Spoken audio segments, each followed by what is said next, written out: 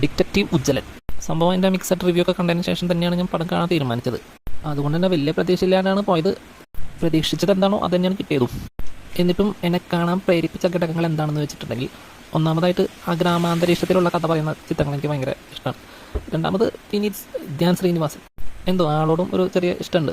പക്ഷേ ഇതിനേക്കാളൊക്കെ മുകളിലായിട്ട് നമ്മുടെ കുഡോസ് മീഡിയൽസിലെ പിള്ളേരുണ്ടല്ലോ, അവരും എനിക്ക് ഭയങ്കര താല്പര്യമുള്ള കക്ഷികളാണ്. ഈ കാരണം കൊണ്ടൊക്കെ ആയിരിക്കാം ആൾക്കാർ തിയേറ്ററിൽ കാണാനുള്ളൊരു പ്രേരിപ്പിച്ച ഘടകം. Plus vacation. ഇതിപ്പോൾ ഡിറ്റക്റ്റീവ് ടൈപ്പ് കഥകളായതുകൊണ്ട് സീരിയസ് ആയിട്ട് ഇറക്കാൻ പറ്റുന്ന ഒരു സംഭവമാണ്. പക്ഷേ അടുത്ത തവണ ഇതുപോലെ ഇറക്കി കഴിഞ്ഞാൽ ഇതുപോലെ രക്ഷപ്പെടണം എന്നില്ല. നമ്മുടെ സോഷ്യൽ മീഡിയയിൽ നിന്നൊക്കെ പിള്ളേരെ, ഈ കുഡോസിനെ പോലുള്ള പിള്ളേരെ കൊണ്ടുവരുമ്പോൾ അവർക്ക് അവരുടേതായ ഫ്രീഡം കൊടുക്കണം. സ്ക്രിപ്റ്റിലുള്ളത് അങ്ങനെ തന്നെ പറയിപ്പിക്കാനാണെങ്കിൽ പിന്നെ ഇവരെ കൊണ്ടുവരേണ്ട കാര്യമില്ല. കുറച്ച് കയ്യിൽ നിന്ന് കിട്ടാലേ ഇവന്മാർ കഴിവുള്ള മുതലുകളാണ്. അവരെ അഴിഞ്ഞാടം വിടുകയാണെങ്കിൽ പടം വേറെ ലെവലിലേക്ക് പോയനെ. ഇതിൽ അവർക്ക് പ്രത്യേക റോളായിട്ട് രണ്ടുപേർക്ക് തീരെ പ്രസക്തില്ല. അസിസ്റ്റൻ്റാന്നൊക്കെ പറഞ്ഞു വരുന്നുണ്ടെങ്കിലും ഭയങ്കര കുറവാണ് അവരുടെ ഒരു പ്രസക്സ്. പിന്നെയും നിഹാലിനാണ് പിന്നെയും എന്തെങ്കിലും ഒരു ചെറിയ റോളെങ്കിലുള്ളത്. കൊറിയെന്ന് വരുന്ന മുതൽ എന്തിനാണ് കൊറിയെന്ന് വന്നതെന്ന് തന്നെ ഒരു പിടുത്തില്ല. അങ്ങനെ ഒരു പേര് കൊടുക്കുമ്പോൾ അതിൻ്റേതായ എന്തെങ്കിലും നീതി പുലർത്തിയാൽ കൊള്ളാമെന്ന് എനിക്ക് തോന്നിപ്പോയി.